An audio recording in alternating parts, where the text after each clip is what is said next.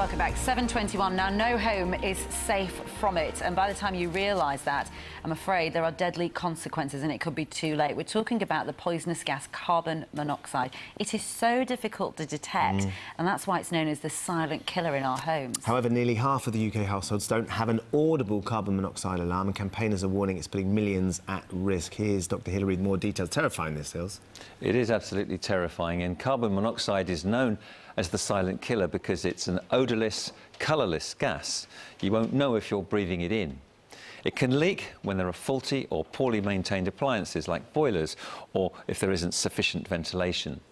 It gets into the bloodstream through the lungs and stops the body absorbing oxygen.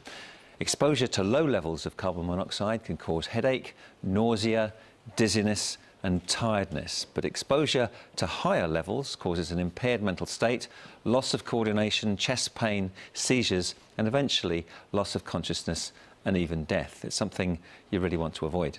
Well, absolutely. Pop star Nadine Coyle joins us now from Girls Loud. You had carbon monoxide poisoning, didn't you? Yes. This was a few years ago. Yes. But it was extremely serious. You say you and your family were just weeks away from death.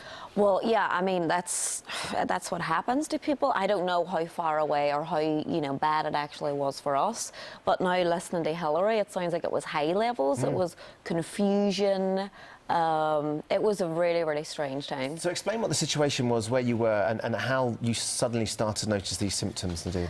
It was a house. I was renting a house in LA, and it just kind of started where you don't really notice it. You're like, I'm really tired. Is it with all the flying around? Is it jet lag? Am I getting sick? Is it a cold? Have we got a bug? Why are we so tired all the time? And then you would forget simple things like, I remember we couldn't remember the word for table. You're like, what is that? Put it on the... and we couldn't remember what it was. Bizarre. And it was, the chest pains. I felt like I couldn't breathe. So I had went to the doctors and I thought there was something seriously wrong. And they checked for everything and they said, you're fine. And I said, well, this still doesn't explain why I feel so bad.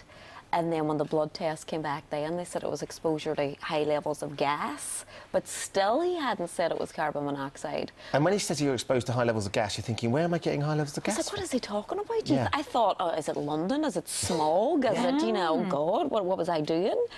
And then when it was the actual guy in LA had seen that the boiler was faulty. There was a crack in it, wasn't there? Which obviously none of us really... You never really look at your boiler, do you? No, and you don't even know what you're looking for. So was that somebody who came around to look at the boiler off the back of how you were feeling?